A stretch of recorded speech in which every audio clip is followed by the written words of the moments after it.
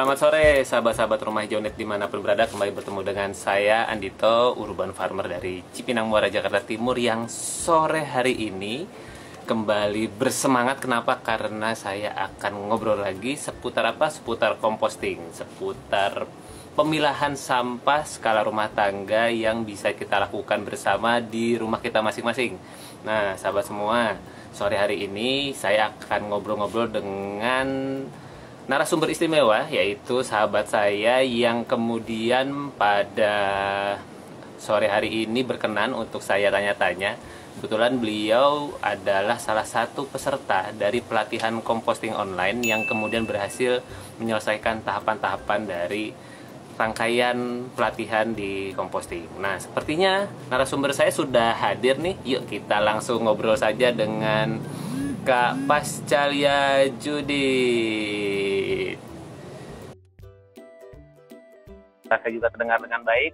Mari kita tunggu Kak Judith mampir di ruang ngobrol kita di sore hari ini. Selamat sore Kak Judith. Halo, apa kabar? Apakah suaranya terdengar? Suara kakak terdengar. Aku suaranya kedengaran nggak, Kak? Suaranya kayak di studio. Weh, mantap. Iya. Gimana Kak kabarnya? Sehat? Mau tanya dulu sama Kak Judith. Kak Judith gimana kabarnya?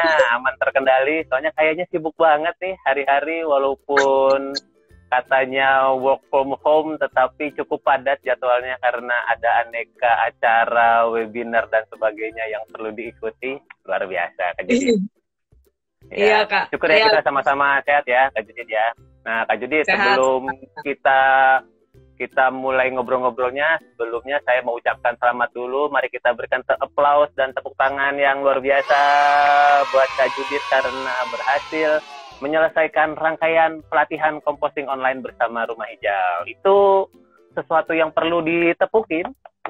Kenapa? Karena tidak banget, semua peserta pelatihan composting online itu berhasil menyelesaikan tahapannya. Ya, ada yang baru di tahapan pertama, belum ada kabarnya. Ada yang sudah sampai tahapan ketiga, belum ada kabarnya. Ada yang sudah sampai tinggal satu langkah lagi, belum ada kabarnya lagi. Jadi seru banget ya, pelatihan composting online ini seru banget. Jadi saya senang ketika ada teman-teman yang berhasil dan kemudian berkenan nih saya ajak ngobrol seperti ini, karena pasti ada hal yang mendorong sahabat-sahabat semua ini mau menyelesaikan pelatihan ini. Nah, sebelum kita ngobrol-ngobrol, Kak Judith, cerita dong hari-hari apa kegiatannya? Oh iya, Kak. Sebenarnya yang perlu ditepuk tanganin juga Kak Andito sih, soalnya sebagai mentor udah tepuk tangan deh lagi, tepuk tangan lagi. Udah begitu sabar ya.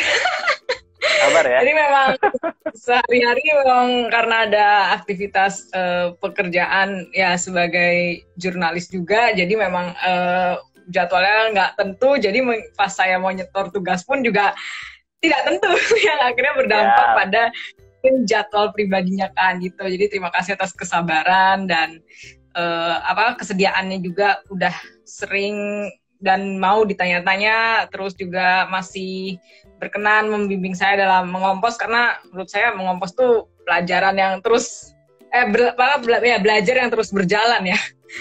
Kayak begitu ya. Kak. Jadi mengompos adalah sebuah kegiatan yang akan terus-menerus kita pelajari ya, Kak Judith ya. Oke, Kak Judith, apa yang mendorong Kak Judith tergerak untuk melakukan composting, kalau saya boleh tahu? Aduh Kak, aku grogi ya, aku tidak terbiasa ditanya-tanyain. Kan biasanya aku kalau yang jurnalis lah menjadi itu yang grogi. Kalau menjawab aku agak grogi, tapi ya kita sama-sama belajar. Jadi sebenarnya ini ya Kak ya, agak gelisah sih Kak, gelisah karena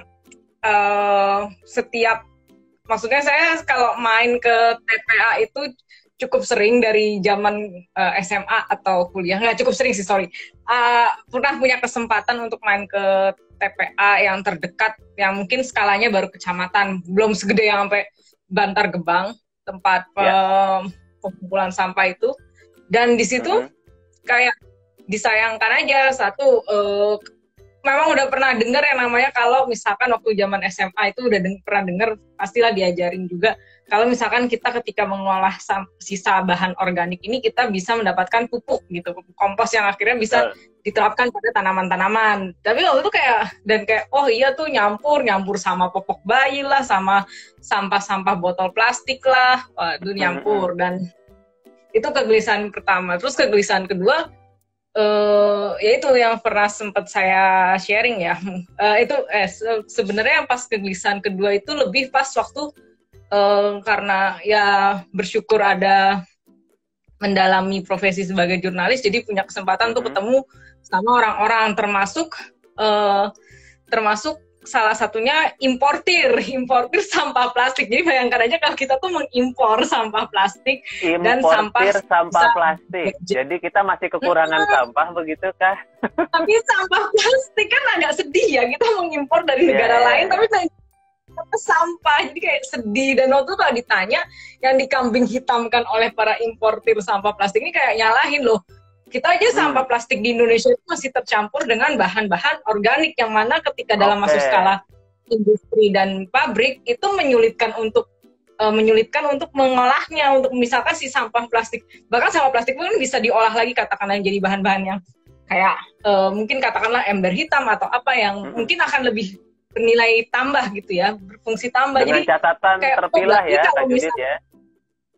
Harus terpilah karena ya. Itu karena mungkin si importir plastik ini mengimpor dari negara lain yang tanda kutip kotorannya tuh waktu itu, sekarang kalau di aturannya tuh mereka ya masih kotor-kotor dikit, tapi nggak terlalu kotor banget lah kayak yang di Indonesia punya, yang kayak katakanlah tercampur sama kulit pisang atau misalkan sisa potongan sayur atau bahkan tulang ayam dan segala macam, yang akhirnya menyulitkan si importir ini untuk mengolah kalau misalkan dari Indonesia. Jadi akhirnya mereka pilih impor sampah, dan itu terjadi walaupun sekarang memang diperketat ya, dan nggak cuma ya, dan dari situ kayak oh berarti nih andai kata saya mau mencoba mengolah sampah dari rumah saya pisahkan mana yang plastik, kertas nih supaya nggak terjadi. Oh ya begitu juga dengan kertas pun juga ada, kita impor sampah kertas.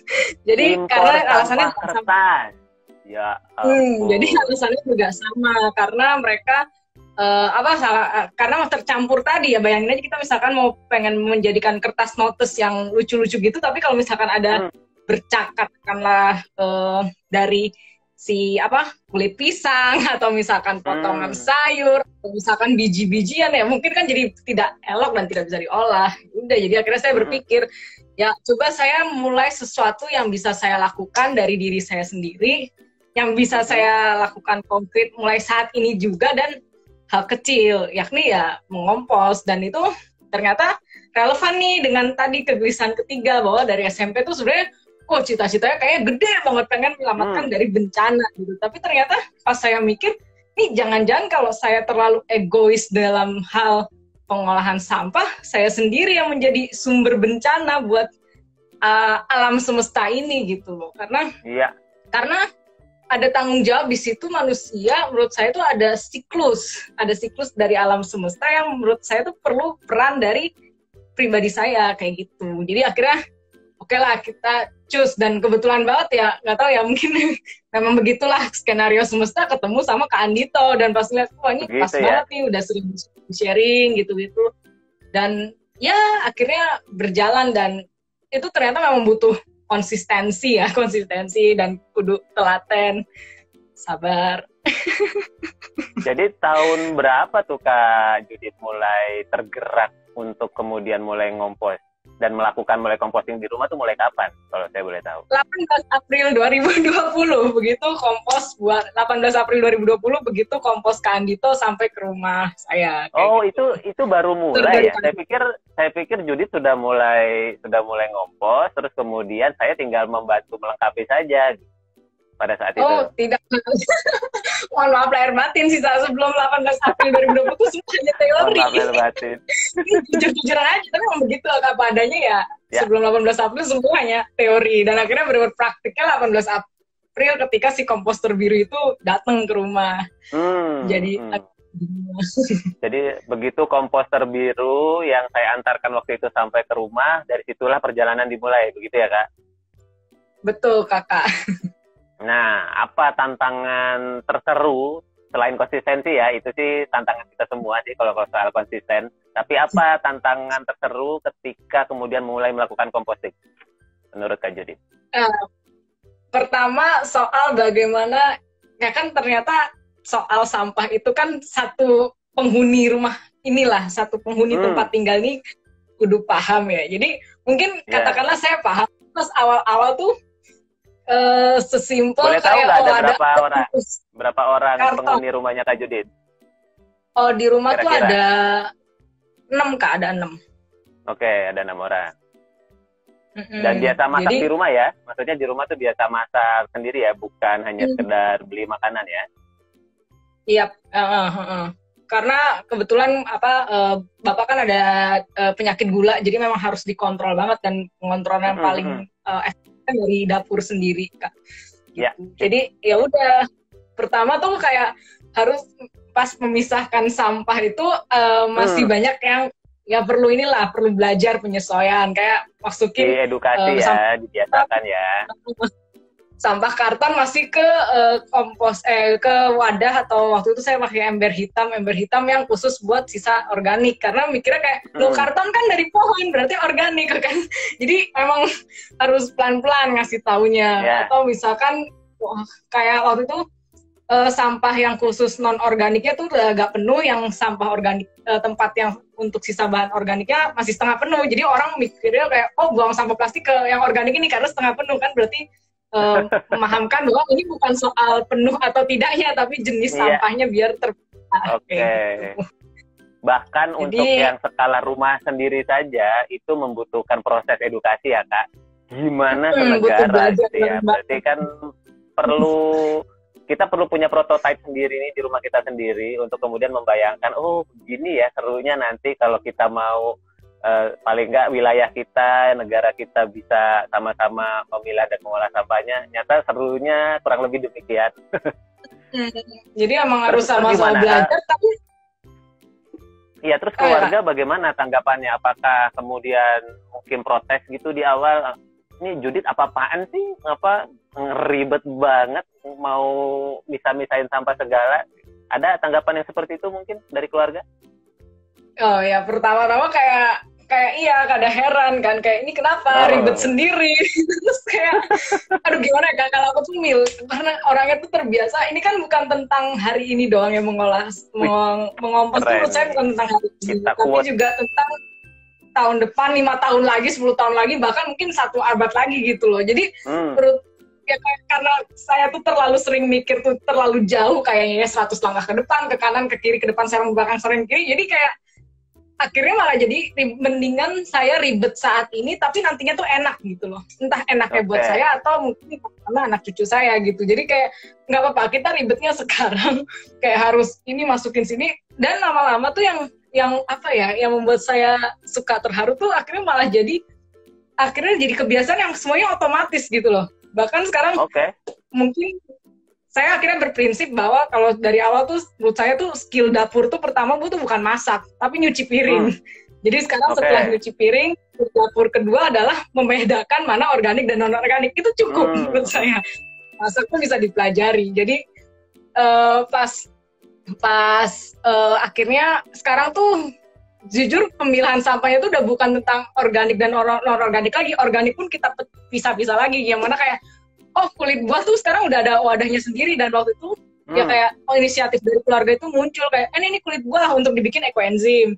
Terus karena di rumah suka banget pakai kemasan daun pisang, dan daun pisang itu ternyata saya baca-baca itu kalau dikeringkan bisa jadi musa buat tanaman-tanaman, karena kan tanaman-tanaman di rumah saya basicnya pakai tanah biar mereka kayak nggak kepanasan kan di musim gini. Jadi sampah daun pisangnya tuh dijemur di atas. Jadi akhirnya terpilah lagi gitu. Terus yang biji-bijinya pun beberapa kalau misalkan ini buahnya lagi manis nih, ayo kita simpan. Atau bahkan ibu saya sendiri kayak ini akar serainya kita coba tanam gitu. Jadi ya mungkin tadinya kesannya ribet, tapi ketika itu jadi terbiasa tuh malah jadi semuanya otomatis. Atau sesimpel kayak air beras yang sekarang tidak dibuang langsung tapi kayak ditampung dulu buat nyiram tanaman, atau buat si mikroorganisme lokal yang buat ngolah di sampah kayak gitu. Jadi ya berapa lama sebenarnya tuh Kak Judit prosesnya? Proses dari perkenalan sampai kemudian nih kayaknya udah seru banget nih keluarganya, udah masing-masing otomatis melakukan sendiri. Berapa lama tuh proses edukasinya? waduh, kalau sebenarnya edukasinya bukan sampai formal banget kayak ini gini, kayak ya udah dikasih tahu aja pelan-pelan kayak oh ini ada ini, oh sebaiknya begini gitu. Saya learning by doing aja sebenarnya. Akhirnya mungkin ya 1-2 bulan lah ya, 1-2 bulan learning by doing, walaupun kadang-kadang suka ada yang ditanyain kayak kemarin yang bikin agak galau tuh adik saya beli saus bumbu tapi saus bumbunya tuh udah expired. Nah itu kan biasanya juga sekarang sesuatu yang makanan yang udah expired pun saya coba research dulu ini masih bisa dipakai nggak, kayak katakanlah ternyata susu basi dan yogurt basi itu kalau pas saya research masih bisa dibuat pupuk nih dengan tambahin mikroorganisme lokal sama dicampurin air kayak gitu. Jadi kalau dari salah satu inspirasi saya Kak Sandra tuh bilang, Kak Soraya Cassandra mungkin pernah dengar, salah satu tokoh kebun kumarin, kita jangan selalu cepat menjudge sesuatu itu sebagai sampah kayak gitu. Nah, makanya sejak saat itu juga saya sisa itu saya nggak ngomongnya sampah organik tapi sisa bahan organik karena dia akan menjadi pupuk yang mana itu bukan sampah, justru kalau sumber kehidupan dan nutrisinya si tanaman lain kayak gitu. Jadi ya 2 bulan cukup. Atau yang lucu waktu itu adik saya yang kayak kesannya ini banget kayak gelap banget sama komposter, sekarang kayak dengan senang hati di ini walaupun belum prosesnya tuh belum sampai kayak yang menggantikan saya mengaduk tuh belum ada, jadi yang ngaduk tuh masih saya sendiri. Walaupun dan lucunya lagi kan hasil dari komposter ya kita mungkin ada banyak belatung ya. Itu sahabat-sahabat kita. Itu realita dan faktanya. Justru waktu awal-awal yang saya cari itu belatung. Ini karena buat saya kalau ada belatungnya berarti caranya udah bener nih.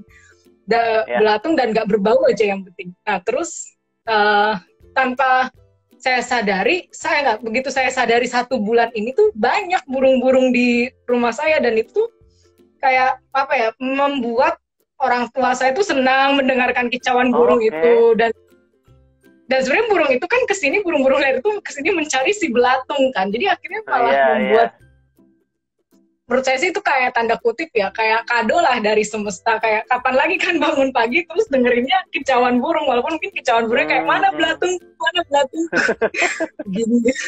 Nah lu ngambil jatah gue gitu ya, mereka pada rebutan pagi-pagi di sana ya.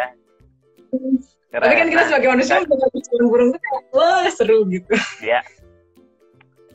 Kebayang.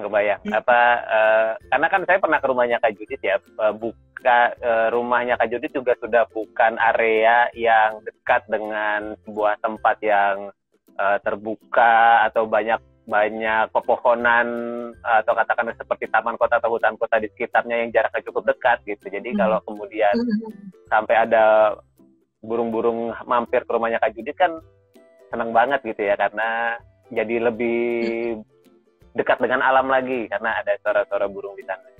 Nah, Kak Judit, kan sebetulnya Kak Judit sudah punya komposternya duluan kan waktu itu sebelum kemudian mengikuti pelatihan. Nah, kemudian karena Kak Judit mengajukan mau ikut pelatihan, maka akhirnya saya persilakan masuk karena sebagai teman-teman yang sudah pesan komposter di Rumah Hijau, kalau mau ikut pelatihan maka silakan masuk dengan free karena itu bisa jadi paket dari pelatihannya. Nah, dari 8 tahap yang kemudian saya sharekan secara bertahap. Jadi katakanlah tugas pertama kalau sudah diselesaikan baru saya akan masuk tugas kedua, kan seperti itu cara kerjanya atau cara mainnya di pelatihan composting online bersama Rumah Hijau. Dari semua tahapan 1 sampai ke 8, menurut Kak Judit mana yang paling signifikan membantu di dalam proses composting? Waduh, kalau signifikan sebenarnya justru kepaduan dari semua tahap itu ya, kayak yang bikin itu. Begitu ya, tahapannya ya, semuanya ya. Kita nggak bisa kehilangan salah satu atau melebihkan segala sesuatu, jadi memang harus kadarnya semuanya sama ya. Kalau ya, dan waktu itu kan pas Kandito, inget banget pas Kandito datang bawain 1 paket komposter, dan itu kan sama mallnya ya Kak. Waktu kayak khawatir, waduh. ini mulai gimana Kak? Terus kan pertanyaan saya, gimana Kak ini? Oh tenang aja Judit, bisa dibikin sendiri. Wah itu kayak, itu juga asik banget. Jadi itu menimbulkan kayak, apa ya Kak? Oh, jadi pas pertama kali akhirnya pakai mall yang saya bikin sendiri dari airbrush di rumah tuh kayak, oh jadi begini nih yang kalau kata Kak Andito, nantinya kompos kita tuh akan mencerminkan kebiasaan yang ada di dalam rumah tangga atau keluarga tempat si komposter itu tinggal. Jadi kayak, wah kayak pas pertama kali pakai yang warnanya kan mungkin beda karena di rumah makannya brush merah, terus kayak oh gini, oh terus pas cium-cium baunya, oh baunya juga beda gitu. Jadi kayak itu seru dan waktu itu memang kayak tadi kata yang saya pas cerita, dia saya pertama kayak ini apa sih, kayak geleh gimana gitu, tapi lama-lama kayak oh ternyata biasa aja. Dan emang karena tidak berbau tuh bener sih, kayak itu penggembur tuh adalah salah satu kunci ya. Jadi selain tadi kita udah kasih mol biar terurai dengan cepat, ya penggembur itu yang bagaimana kita menjaga kadar airnya. Justru karena kalau misalkan kadar airnya berlebih kan itu yang tanda kutip menurut saya agak bikin bau. Dan selama ini juga ngetesnya biar terpercaya kan, nggak saya doang cuma kayak dede coba cium nggak bau kan lah, satu rumah tuh saya suruh cium nggak bau kan, ya nggak apa-apa, berarti kayak ngasih tahu kalau ini tuh sebenarnya nggak apa-apa. Justru kalau misalkan nggak bau tuh berarti kita bisa nih ternyata mengolah dengan cara yang baik dan benar. Dan tadi makanya semua tahap-tahap itu selama dijalankan dengan baik dan benar dan konsisten ya harusnya bisa. Dan nggak ada kompos yang gagal ya Kak ya, cuma tinggal kita mungkin ada tahap yang kurang, katakanlah mol yang kurang atau tambah penggembur yang kurang kayak gitu. Oh walaupun waktu itu sebenarnya agak kesulitan sih Kak nyari penggembur, karena memang di dekat rumah saya ini memang ada banyak perajin kayu, cuma mungkin karena pas pandemi gini tutup Kak. Jadi kemarin memang nggak PR nyari serbuk kayu, akhirnya saya akalin dengan beli serbuk kayu hamster. Lumayan, itu karena juga daun kering juga agak susah. Daun kering yang dijemur di rumah pun juga jumlahnya mungkin tidak cukup untuk komposter ya. Jadi akhirnya beli kayu hamster. Dan kemarin untungnya teman saya tuh habis ada bikin kerajinan kayu itu, terus dia nawarin, teman-teman ada serbuk kayu sekarung, silahkan tag ya. Terus pas saya bilang, oh ya saya mau. Aku kira bakal satu karung itu bakal dibagi-bagi mungkin karena banyak yang berminat ya. Ternyata ya mungkin ya rezeki dari semesta dan teman saya ini satu karung itu bisa jadi alhamdulillah serbuk kayunya aman. Keren banget. Ya Kak Judit ini kan mewakili katakanlah kalau ngeliat profilnya ya, kesehariannya berarti mewakili wanita karir, wanita yang berprofesi, yang punya kesibukan, yang mungkin waktunya katakanlah andai kata sedang tidak work from home gitu ya, mungkin kadang-kadang juga harus ke lapangan dan sebagainya, tentu waktunya terbatas untuk melakukan composting. Nah katakanlah mungkin nih yang ikut nonton sore ini, coba saya lihat dulu, kayaknya cukup ramai nih yang nonton. Akan ada kayaknya ada yang sudah kenal dari SMP nih, Kak Tita Gloria katanya. Kak Judit SMP di mana sih dulu katanya? Apa katanya cita-citanya gede katanya. Kakak tingkat dari SMP itu agak narsis emang, tapi nggak apa-apa. Nah, Kak Judit sebagai katakanlah wanita karir yang kemudian waktunya terbatas, tidak banyak, tapi kemudian tergerak untuk melakukan composting. Dan siapa tahu nih yang nonton video ini, baik yang mungkin menyaksikannya langsung saat ini, sore hari ini, atau mungkin menyaksikannya lewat IGTV, atau mungkin nanti ketika saya olah sedikit di YouTube-nya Rumah Hijau Net. Apa tips dari Kak Judit untuk teman-teman sesama wanita karir yang ingin melakukan composting? Dia sudah mulai peduli nih, dia mungkin kata sudah mulai gelisah juga seperti Kak Judit, ngelihat sampahnya, ngelihat sampah di TPA, TPS yang dia lewat. Ini apa yang bisa saya lakukan? Nah, ada tips atau pesan buat sesama wanita karir Kak Judit untuk melakukan composting? Silakan.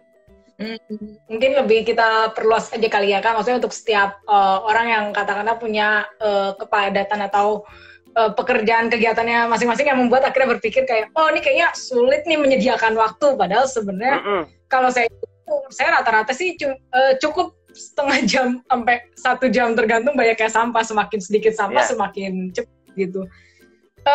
Ya itu kan akhirnya setiap sediakan aja waktu 30 menit Kak, bahkan bisa 15 menit. Awal-awal tuh pas sampahnya masih sedikit ya, mungkin karena waktu orang rumah masih belum aware, itu tuh literally cuma 15 menit ngaduk-ngaduk itu sudah sampai ya bersih-bersih wadahnya juga ya, Ya. 15 menit. Jadi memang menyediakan waktu 15 menit sampai 60 menit. Kalau misalkan sampahnya seabrek memang pernah saya lakuin tuh bisa 1 jam. Itu pun Apalagi juga kalau lagi kadang panen memang ya.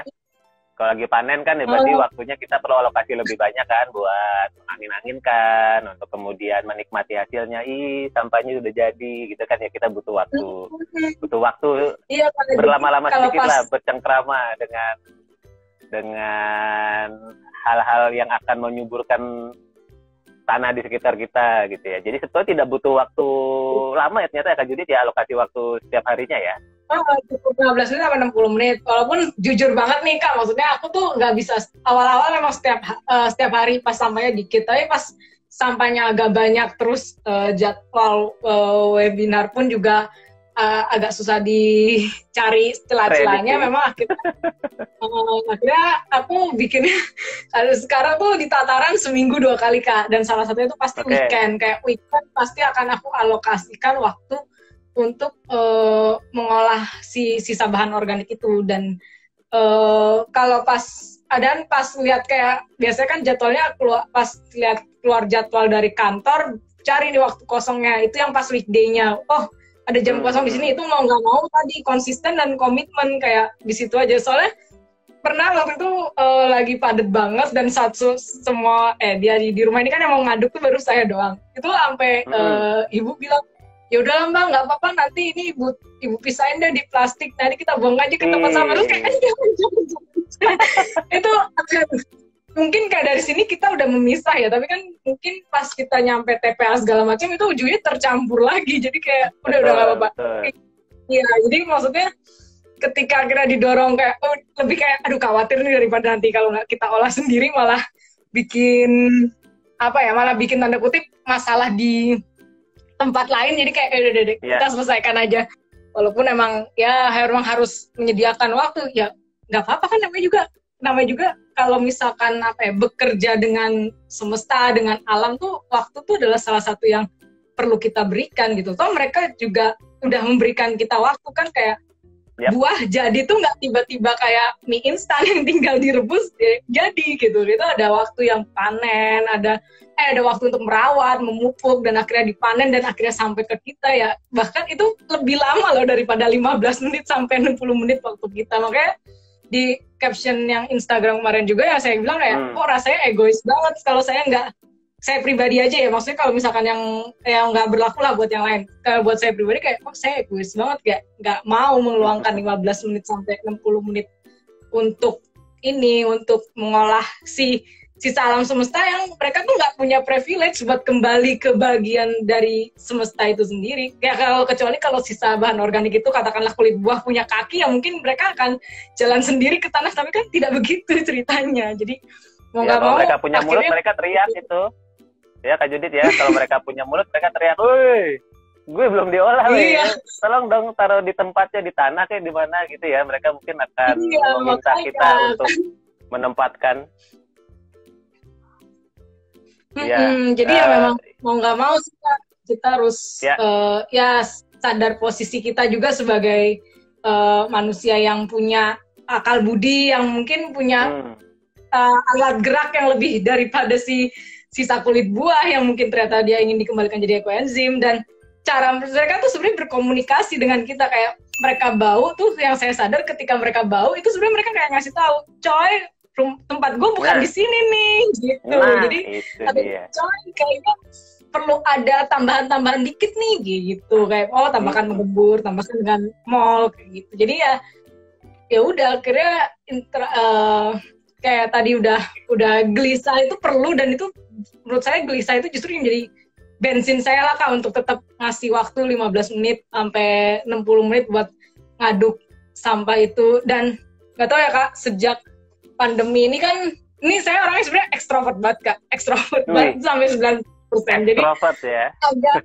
Iya, begitu pandemi itu jujur stresnya setengah mati Kak, karena maksudnya orang-orang yang saya temuin juga terbatas ya.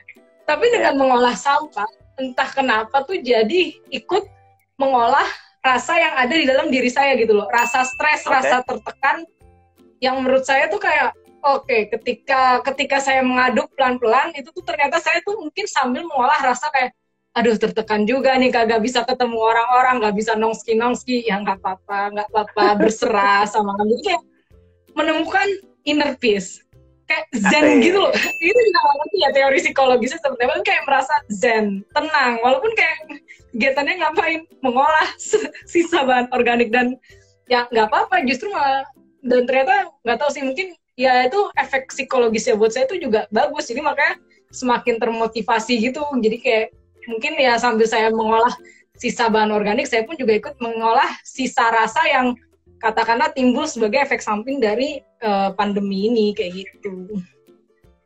Ini saya ngobrol bincang composting sore hari ini betul-betul di level-level yang di atasnya nih, tidak seperti biasanya, karena ternyata siapa menyangka bahwa memilah dan mengolah sampah rumah tangga Anda itu bisa menjadi salah satu sarana mendapatkan inner peace. Keren banget. Ya, dan ini yang agak-agak ini kali udah ngalor ngidul kan. Tapi nggak tahu, mungkin bisa dicoba juga ketika kita mendalami. Ya maksudnya dalam proses, mungkin karena proses yang melibatkan dengan semesta ya kayak, mungkin ya disitulah momen yang katanya tanda kutip semesta menyembuhkan gitu.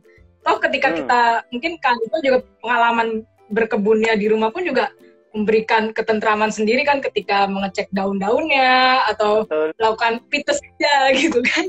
Nah, itu akan ada ketenangan batin sendiri, dan itu mungkin cara tanda kutip ya semesta berinteraksi dengan kita. Ya katakanlah interaksi saya dengan manusia atau orang-orang lain berkurang, tapi di satu sisi saya mendapatkan kesempatan untuk berinteraksi dengan alam dan semesta kayak gitu. Dan itu salah satu ya bisa jadi motivasi, walaupun kalau ditakar kontribusinya, motivasi terbesarnya datang dari ya itu gelisah, nggak mau gelisah itu jadi bensin kayak gitu. Ini keren banget karena memang akhirnya semua itu terpulang dengan bagaimana cara kita memandang dan memberikan makna. Katakanlah, buat sebagian orang, milah sampah ini memberikan kegelisahan. Tapi buat Kak Judith ternyata memilah dan mengolah sisa organik ini menjadi sebuah hal yang bisa memberikan ketenangan. Terima kasih sekali lagi loh Kak Judith atas ngobrol-ngobrolnya, atas inspirasinya nih. Ini ada Kak Vita nih yang dari Malang yang minggu lalu saya wawancara juga karena sudah berhasil menyelesaikan pelatihan composting. Nah, katanya tambah banyak ilmu karena bisa jadi Kak Vita ini juga merasakan hal yang sama. Jadi betul-betul ini sebetulnya di luar ekspektasi saya, karena ekspektasi saya kan mengadakan pelatihan composting online ini memberikan sebuah guidance, sebuah, kalau katanya Kak Vita kemarin, memberikan pendampingan gitu ya, supaya kemudian proses composting itu bisa dilakukan secara step by step, elemennya dilengkapi, karena sebenarnya bisa jadi teman-teman itu sudah melakukan dengan baik di rumahnya, sudah melakukan dengan benar, hanya mungkin perlu disempurnakan dengan katakanlah elemen-elemen yang katakanlah cuma tinggal klik sedikit, oh ternyata langsung berubahnya sangat signifikan di akhirnya. Jadi terima kasih loh sekali lagi Kak Judith sudah mau berbagi. Sekali lagi tepuk tangan buat Kak Judith karena berhasil menyelesaikan pelatihan composting online bersama Rumah Hijau. Salam hormat saya buat keluarga besar di rumah. Semoga keluarga Kak Judith bisa menjadi pionir, bisa menjadi pengawal dari langkah-langkah kita menuju Indonesia lebih peduli sampah di tahun 2025. Saya membayangkan sih seperti itu Kak Judith. Kalau katakanlah mungkin Kak Judith pernah melihat sebuah video dokumenter tentang bagaimana Singapura mengolah sampahnya sehingga betul-betul bisa menjadi sangat clean, bersih dan sebagainya. Ya bayangkan saja kalau Singapura yang tidak sebesar Jakarta saja bisa melakukan itu, kan sebenarnya Indonesia cuma tinggal duplikasi saja. Nah, saya rasa itu sangat terpulang dengan bagaimana kita secara pribadi membangun mindset dan siap ke arah sana. Semoga kita nih Kak Judith dan teman-teman yang ikut nonton hari-hari ini, maaf ya saya nyata sore ini Kak Judith pemirsanya banyak nih ngefansnya, jadinya aku nggak bisa nyebutin satu persatu ya. Biasanya kan kalau di awal-awal aku masih bisa menyapa nih kak ini. Wah sekarang nih yang nonton banyak juga nih. Wah ternyata Kak Judith fansnya banyak. Jadi teman-teman yang ikut nonton kalau ingin bertanya bagaimana proses composting yang dijalani oleh Kak Judit, silakan langsung aja japri beliau, DM beliau di Instagramnya @pascaliajudit, dan silakan langsung kepoin aja status-statusnya. Apa nama blognya Kak Judit? Yang tempat berbagi. Oh ya, juditjurang.blogspot.com. Ya, ada di Instagram. Blogspot.com. Ada di link bio-nya di Instagram ya, bisa langsung klik di sana. Oke Kak Judit, terima kasih untuk sharing-sharingnya. Selamat melanjutkan proses composting. Kesempatan, sukses selalu. Kakak juga thank you banget, tetap semangat kayak komunitas. Justru kalau saya nggak perlu lihat Singapura, Kak, saya cukup melihat kayak, oh ada Kak Dito yang semangat. Dan beberapa komunitas lainnya saya juga melihat kayak, ini berarti memang adalah tanda yang baik dan sinyal positif buat Indonesia untuk menggerakkan sampah. Toh dari Kandito yang sekarang komunitasnya udah ber-70, nanti tambah lagi jadi 80, 90. Itu tahu, mudah-mudahan tidak ada kemungkinan nanti akan mencapai jutaan. Ya, kita nggak apa-apa, kita pelan-pelan, bareng-bareng. Yang penting bisa mencapai tujuan yang sama sih, Kak, untuk mengelola sampah. Terima kasih loh Kak Judit atas inspirasinya. Sampai kita ketemu lagi di grup dan di forum-forum yang lainnya. Terima kasih Kak Judit, selamat sore. Sampai kita ketemu. Oke Kak, sehat-sehat ya Kak, salam buat semuanya. Disampaikan, terima kasih. Ya sahabat semua, itu tadi ngobrol-ngobrol kita dengan Kak Pascaliajudit, seorang jurnalis yang walaupun work from home ternyata cukup sibuk dengan berbagai kegiatan, namun beliau tergerak untuk melakukan proses composting di rumahnya. Nah, bagaimana buat teman-teman yang katakanlah menonton video ini dan kemudian tergerak, oh iya ya, ternyata segitu pentingnya kah kita melakukan proses composting, segitu pentingkahnya kita melakukan pemilahan dan pengolahan sampah di rumah kita masing-masing. Teman-teman, semua bisa dimulai. Tidak ada kata terlambat untuk memulai. Katakanlah, mungkin beberapa di antara kita merasa, wah, kan saya sudah terlambat. Atau, wah, itu kayaknya melihat Bantar Gebang sebegitu tinggi gunung dengan sampahnya, kita mau mulai dari mana? Yuk kita mulai dari diri kita sendiri, mulai saat ini juga. Yang paling sederhana teman-teman, saya berikan tips, yaitu teman-teman mulailah memiliki setidaknya 2 tempat sampah di rumahnya, yaitu tempat sampah yang pertama untuk sampah organik, gunakan tempat sampah yang tertutup, yang kalau bisa nggak usah dialasin plastik lagi, sehingga ketika teman-teman mengolah sampahnya, embernya atau wadahnya yang buat menampung sampah organik ini bisa langsung dicuci, jadi tidak perlu dialasi plastik lagi. Kita kan lagi dalam proses mengurangi sampah plastik. Lalu kemudian baru tempat sampah yang satunya ini untuk mengolah, untuk menampung sampah-sampahan organik. Itu saja dulu sahabat semua, dengan melakukan proses pemilahan sampah di awal, maka teman-teman sudah berkontribusi mengurangi tumpukan sampah kita sebanyak 40%. Tidak percaya? Silakan dicoba. Dari situ nanti teman-teman bisa merasakan, oh begini ya prosesnya. Nah, lalu setelah sampah yang dipisah ini, apa yang dilakukan? Nah, teman-teman bisa melakukan berbagai macam metode. Bisa menggunakan compost pot, bisa menggunakan lubang organik kalau teman-teman punya lahan di rumahnya. Kalau tidak punya lahan, bisa pakai compost pot, bagaimana yang diterapkan oleh, kalau di sini tadi ada Kak Mami Marcel dari Kak Pita dari Malang, lalu ada Kak Judit juga menggunakan komposter misalnya. Silakan teman-teman cari cara yang paling dekat dan paling visible untuk dilakukan dalam melakukan proses composting. Merasa perlu pendampingan, nah, teman-teman bisa japri saya atau japri Kak Judit untuk kemudian menanyakan teknis-teknisnya. Saya memang menyediakan pelatihan composting online yang bisa teman-teman klik linknya berikut ini di bit.ly/pelatihan composting online, PK dan O-nya besar. Dari situ kemudian nanti akan ada proses pendampingan, ada 8 tahapan yang teman-teman bisa ikuti. Nah, apakah harus ikut pelatihan composting online? Ya tentu itu pilihan masing-masing. Tentu di pelatihan ini memang ada kontribusinya. Tujuannya apa teman-teman? Tujuannya supaya teman-teman komitmen sih. Supaya teman-teman komitmen menyelesaikan tahapannya. Karena tadi seperti saya ceritakan di awal kepada Kak Judit, memang pelatihan composting ini unik.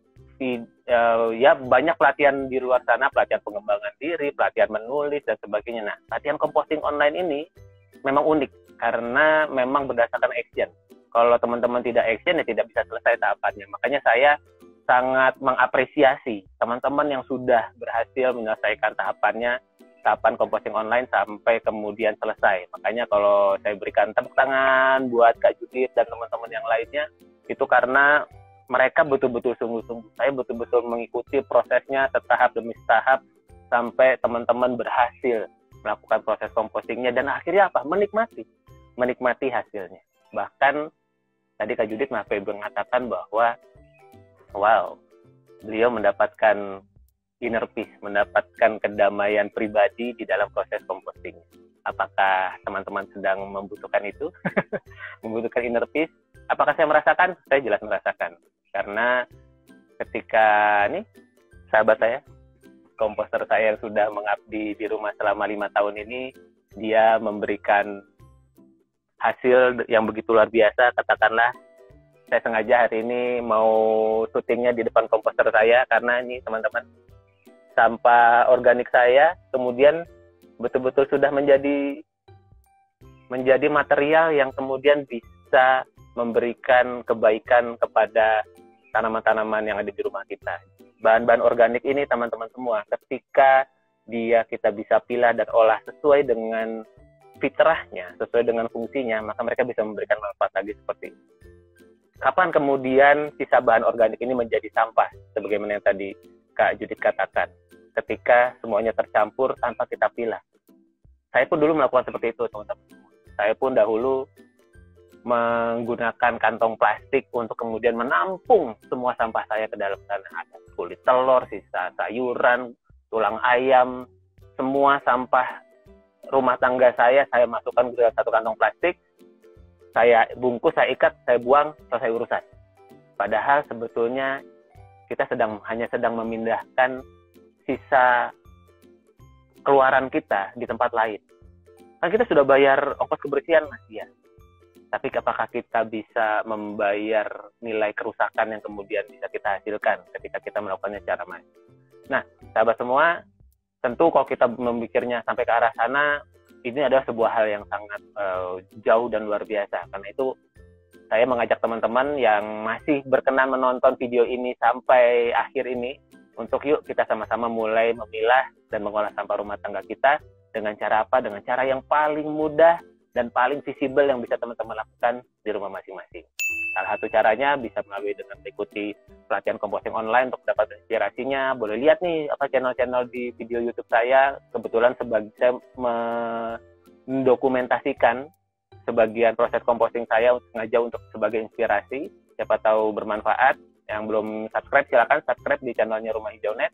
Dan semoga obrolan saya sore hari ini bersama Kak Judit bermanfaat dan memberikan inspirasi untuk teman-teman bahwa untuk melakukan proses composting di rumah itu mudah dan sangat menyenangkan serta bermanfaat.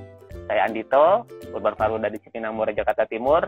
Terima kasih buat teman-teman yang sudah menyaksikan.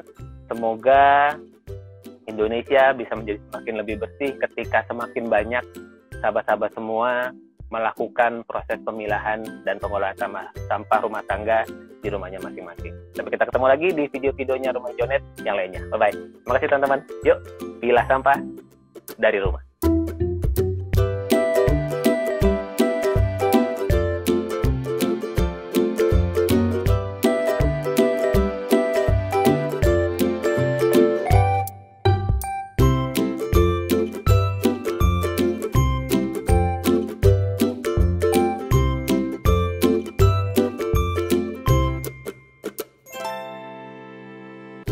Senang dengan video Rumah Hijau Net yang ini? Simak juga video-video Rumah Hijau Net yang lainnya ya.